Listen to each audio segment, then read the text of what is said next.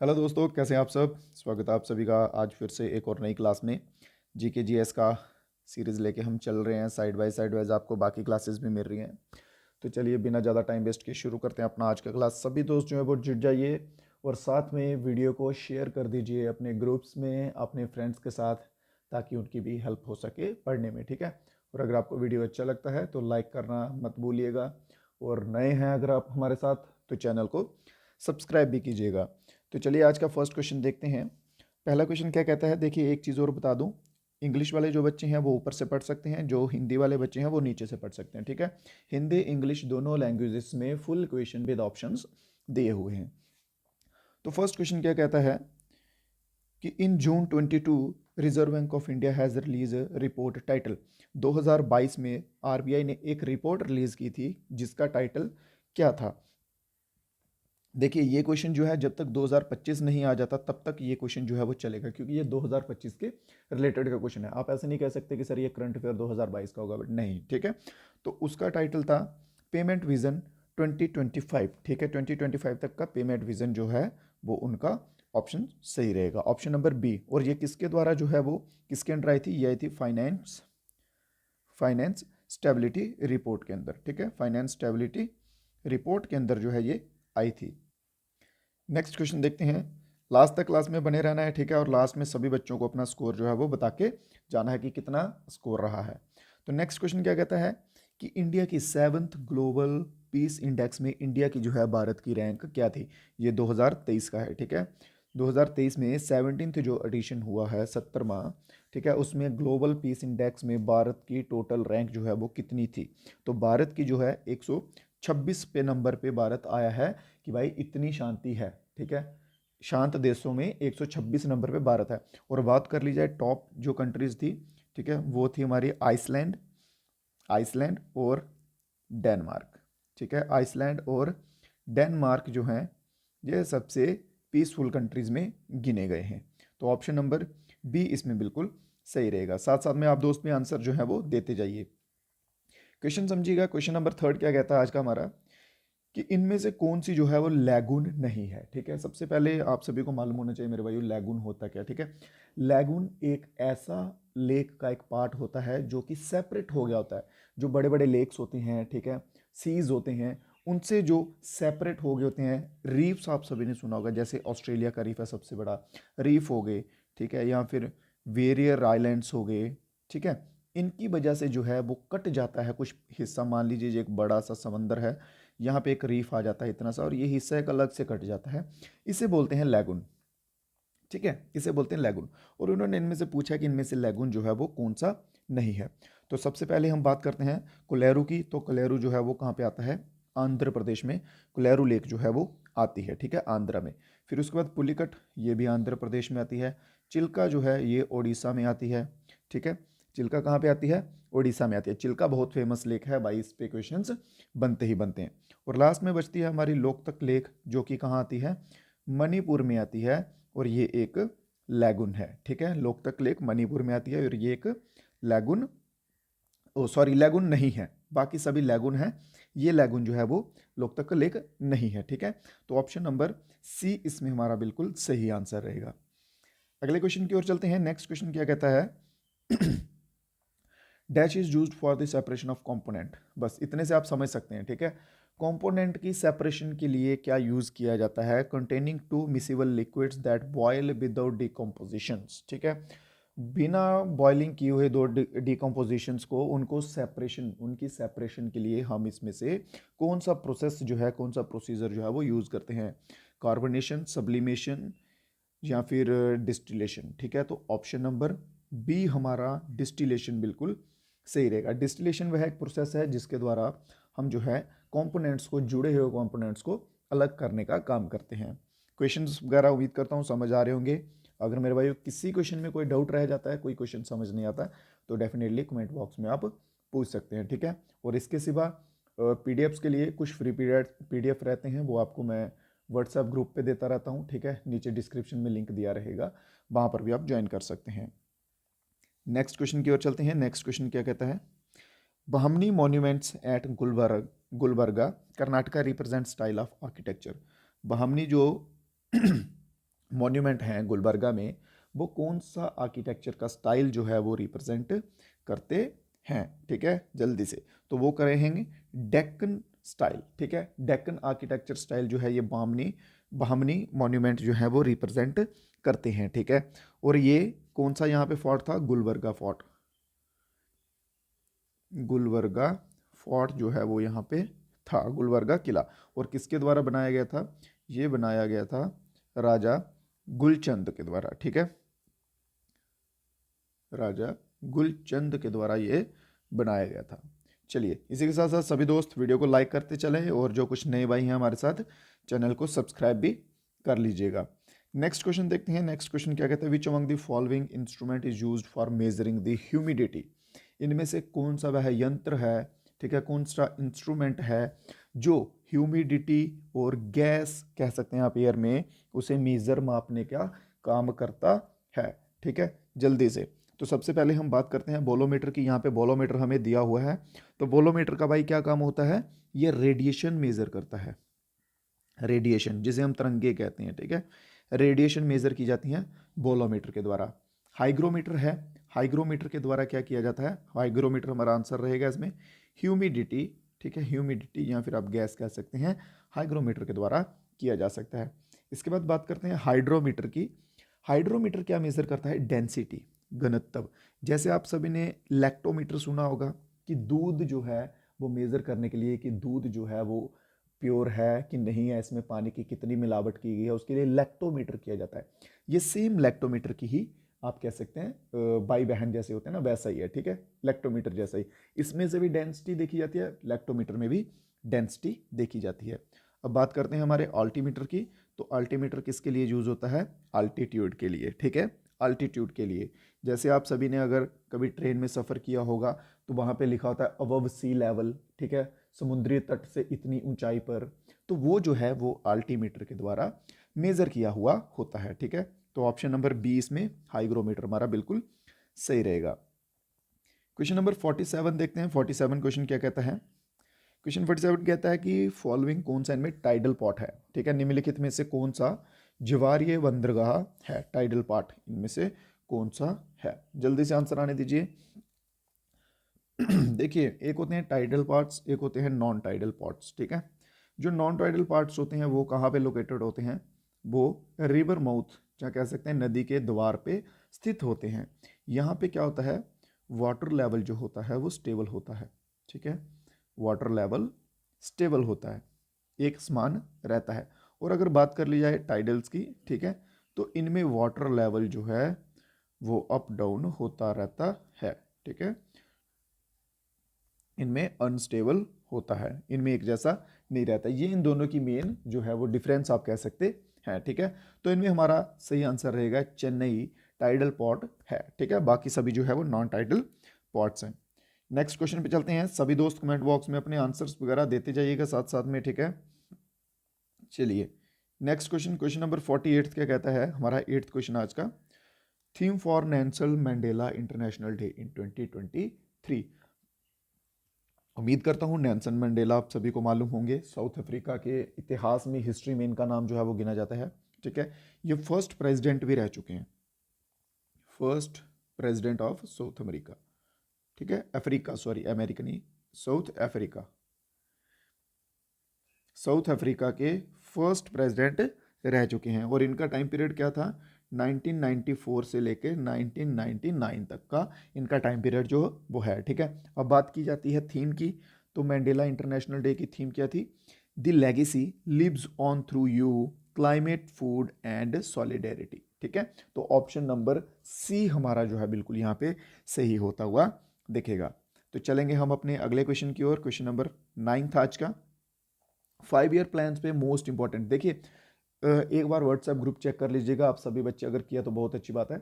वहाँ पे मैंने आपको फोटो एक सेंड किया था, ठीक है, उसमें प्रॉपर 5 ईयर प्लान के जो भी उनकी थीम्स थी, जिन बंदों के द्वारा स्टार्ट किया गया, जो टाइम पीरियड था, वो सब वहाँ पे एक ही फोटो में आपको कवर हो जाएगा।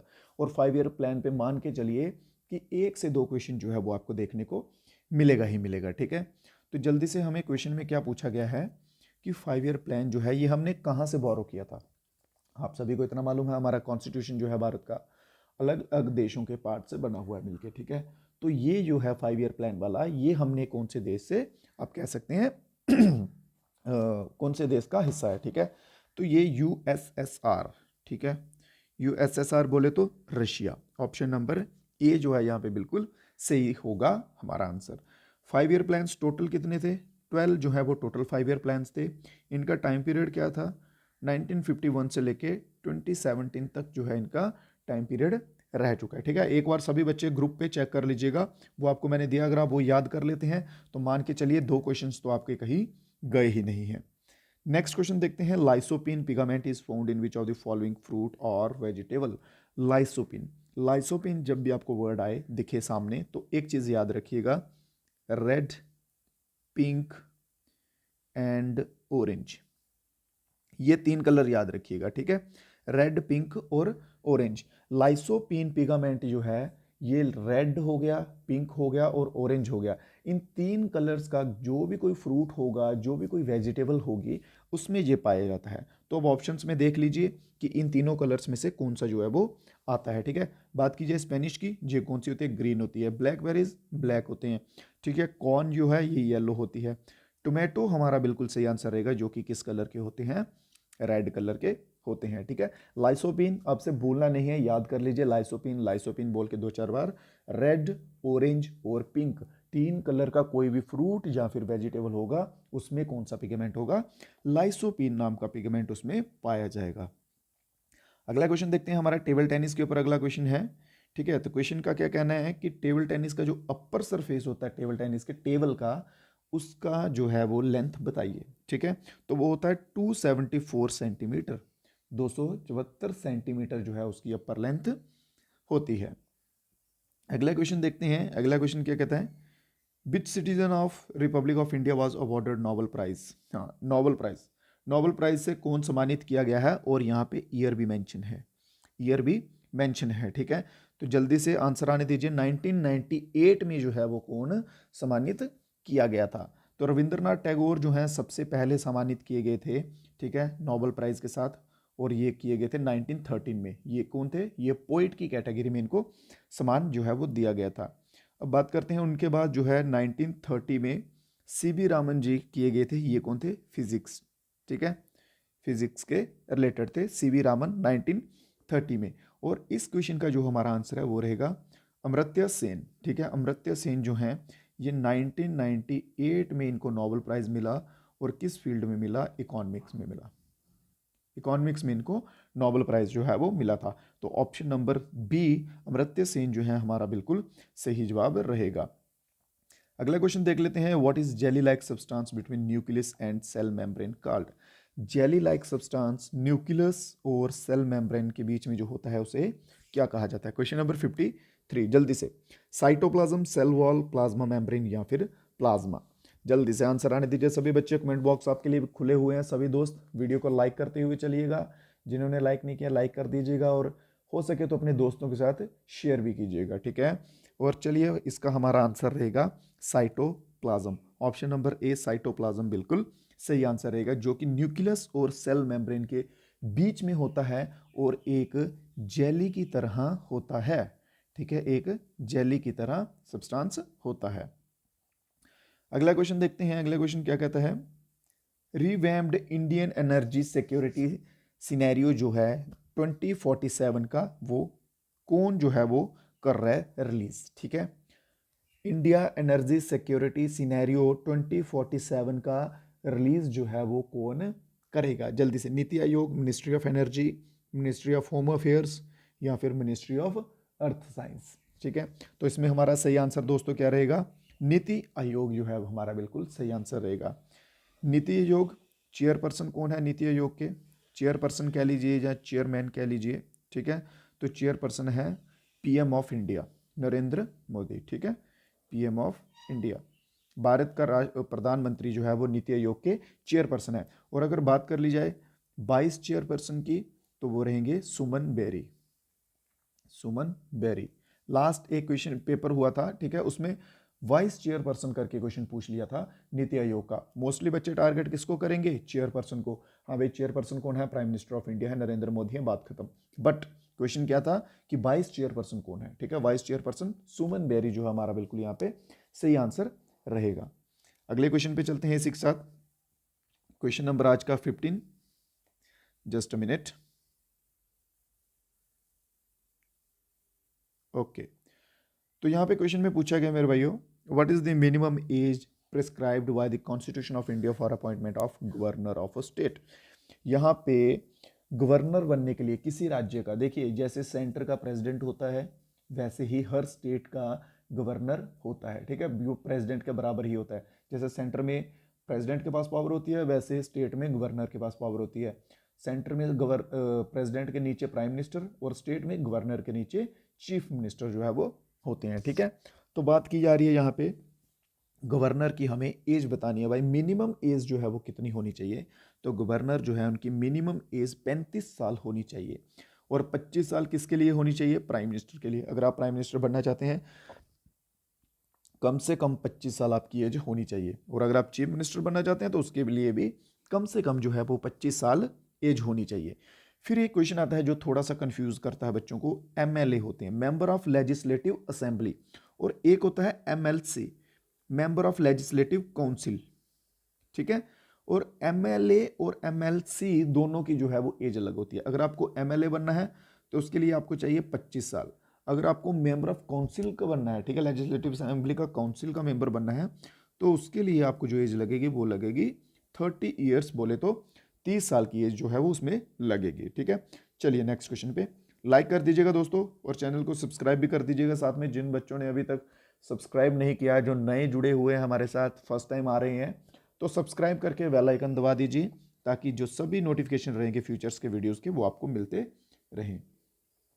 नेक्स्ट क्वेश्चन देखते हैं, क्वेश्चन नंबर 16 आज का।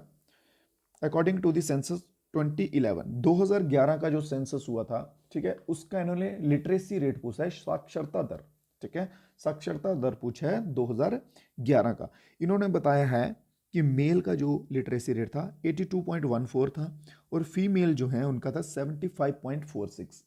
और क्वेश्चन में उन्होंने पूछा है कि क्या ये दोनों सही हैं। ऑप्शन नंबर 1 कहता है कि दोनों गलत हैं, ऑप्शन बी कहता है पहला सही है, ऑप्शन सी दूसरा, और ऑप्शन डी कहता है कि दोनों के दोनों गलत हैं। जल्दी से अभी बता दीजिए, ठीक है। देखिए जो टोटल लिटरेसी रेट था मेन वीमेन दोनों का मिला के, वो इंडिया का था 74.04, 74.04% जो है ये इंडिया का लिटरेसी रेट था, ठीक है। अब बात की जा रही है मेल और फीमेल की, तो इनमें से सिर्फ मेल्स का जो है वो बिल्कुल सही रहेगा। मेल्स का जो है 82.14 है, और बात कर ली जाए फीमेल का, तो फीमेल का हमारा कितना था फीमेल का लिटरेसी रेट था 65.46%, बिल्कुल सही आंसर रहेगा, ठीक है। ये रहा फीमेल का, और मेल का ये सही है, तो इसमें हमारा आंसर रहेगा ऑप्शन नंबर बी, ओनली 1 जो है बिल्कुल सही रहेगा। नेक्स्ट क्वेश्चन है, national rural employment programme was merged with, national rural programme जो है वो किसके साथ मर्ज्ड किया गया था 1989 में, ठीक है। जैसे अभी आपने देखा होगा नरेगा करके, एम नरेगा करके, ठीक है, इस टाइप के जो प्रोग्राम होते हैं जिनमें रूरल एरिया के लोगों को एम्प्लॉयमेंट दिया जाता है किसी ना किसी तरीके से, ठीक है। नरेगा में कैसा था कि 100 डेज का एम्प्लॉयमेंट था, वैसे ही ये प्रोग्राम्स होते हैं, ठीक है। रूरल एम्प्लॉयमेंट के लिए ये स्कीम्स रहती हैं मेनली। तो जल्दी से बताइए इसको किसके साथ मर्ज किया गया था। तो इसको मर्ज किया गया था जवाहर रोजगार योजना, ऑप्शन नंबर डी, जवाहर रोजगार योजना बिल्कुल सही आंसर रहेगा, ठीक है। और ये कब स्टार्ट हुआ था, 1 अप्रैल 1989, ठीक है, 1 अप्रैल 1989 को जो है ये स्टार्ट हुआ था। अगले क्वेश्चन की तरफ बढ़ते हैं। क्वेश्चन नंबर आज का 18th क्वेश्चन क्या कहता है, what was the land donated to Brahmins. Gupta period की बात की गई है मेरे भाइयों, ठीक है, मोस्ट इंपॉर्टेंट क्वेश्चन बनेंगे यहाँ से भी, ठीक है।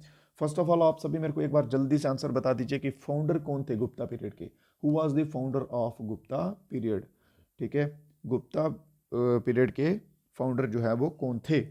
तो अभी बात की गई है कि गुप्ता पीरियड में जो डोनेट की जाती थी ब्राह्मण्स को लैंड, उसे क्या कहा जाता था, ठीक है, उसे क्या कहा जाता था। ब्राह्मण्स को जो लैंड डोनेट की जाती थी उसे कहा जाता था अग्रहारा, ऑप्शन नंबर डी इसका बिल्कुल सही आंसर रहेगा। और ये किस पर्पस के लिए की जाती थी, एजुकेशन एंड रिलीजियस ठीक है, एजुकेशन और रिलीजियस पर्पसेस के लिए लैंड डोनेट की जाती थी, उसे अग्रहारा कहा जाता था। और गुप्ता डायनेस्टी की यहाँ पे बात कर ली जाए मेरे भाइयों, तो फाउंडर आएंगे हमारे श्रीगुप्त। ठीक है, श्रीगुप्त जो है वो फाउंडर रहेंगे, और मेनली जो है वो प्रिसाइज किया जाता है चंद्रगुप्त वन को, जिनका टाइम पीरियड 320 से स्टार्ट हुआ था। और बात की जाए श्रीगुप्त की, इनका टाइम पीरियड 240 से 280 तक रहा है। ठीक है, क्लियर है? जहां तक कोई डाउट किसी भाई को तो कोई कमेंट बॉक्स में आप पूछ सकते हैं। अगले क्वेश्चन की ओर चलते हैं। Who among the following was the commander of Mahmud Ghori? ठीक है, महमूद गोरी का कमांडर कौन था भाई? और उसने स्लेव डायनेस्टी भी बनाई थी। ठीक है, स्लेव डायनेस्टी जो है उसकी खोज भी महमूद गोरी के कमांडर ने की थी। और हमें पूछा गया है महमूद गोरी का कमांडर का नाम, तो उसका नाम रहेगा Qutbuddin Aibak. Option number D, Qutbuddin Aibak जो है ये महमूद गोरी का कमांडर था, और इसने स्लेव डायनेस्टी की खोज भी की थी।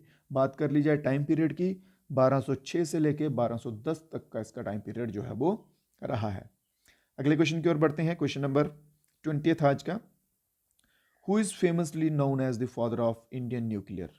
इंडियन न्यूक्लियर का फादर किसे कहा जाता है? और फादर ऑफ, इसी के साथ एक और क्वेश्चन आपको होमवर्क में दे रहा हूं, फादर ऑफ स्पेस, ताकि पता तो चले कि कौन बच्चे जो हैं पूरा वीडियोस देखते हैं कि नहीं देखते। क्योंकि बच्चे बोलते हैं सर 50 क्वेश्चन की क्लास लगाओ, 70 क्वेश्चन, 100 क्वेश्चन की क्लास लगाओ। मैं 20 क्वेश्चन की लगा रहा हूं ताकि सभी बच्चे जो हैं वो आराम से देख सकें टाइम फ्रेम में, 20-25 मिनट का टाइम फ्रेम बना के। ठीक है, जैसे जैसे आपकी कैपेबिलिटी होती जाएगी बैठने की ज़्यादा तो डेफिनेटली हम क्वेश्चंस जो हैं वो इंक्रीज कर देंगे। इससे सभी बच्चे फादर ऑफ स्पेस का आंसर दीजिएगा मेरे को, ताकि मुझे पता चल सके कि टोटल जो है वो कितने बच्चे लास्ट क्वेश्चंस तक विजिट कर रहे हैं। ठीक है, तो आंसर रहेगा हमारा फादर ऑफ इंडियन न्यूक्लियर का होमी जहांगीर बाबा, बिल्कुल सही आंसर रहेगा ऑप्शन नंबर ए।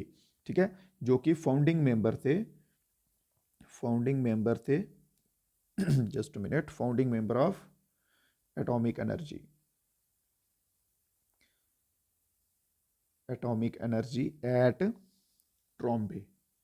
ठीक है, ये फाउंडिंग मेंबर थे। चलिए, सीवी रामन आप सभी को पीछे बता चुका हूं। ठीक है, वी राधाकृष्णन, वेंकटम रमन राधाकृष्णन छोड़िए। ठीक है, तो अभी आपने ये क्वेश्चन का आंसर देते हुए चलना है। और आज की क्लास के जो क्वेश्चंस थे मेरे भाइयों, आज की क्लास के क्वेश्चंस कंप्लीट हो चुके हैं, और आज की क्लास को हम यहीं पे एंड करेंगे। सभी बच्चों से रिक्वेस्ट है कि वीडियो को लाइक कर दीजिएगा अगर आपको क्वेश्चन अच्छे लगे हों, क्वेश्चन समझ आए हो। अगर आप स्पेसिफिक टॉपिक्स पे क्वेश्चन चाहते हैं, जब कुछ आपका पोर्शन वीक है तो आप वो भी बता सकते हैं, हम डेफिनेटली उस पर भी क्लास लाएंगे। और जो कुछ भाई हमारे साथ नए जुड़े हैं, जब फर्स्ट टाइम आए हैं, चैनल को सब्सक्राइब कर लीजिएगा। ठीक है, और बेल आइकन रहता है साइड पे, उसको भी ऑन कर लीजिएगा, ताकि आपको सभी नोटिफिकेशन जो है वो मिलते रहें। तो दीजिए इजाज़त दोस्तों, मिलेंगे नेक्स्ट क्लास में कुछ नए क्वेश्चंस के साथ। तब तक के लिए जय हिंद, जय भारत।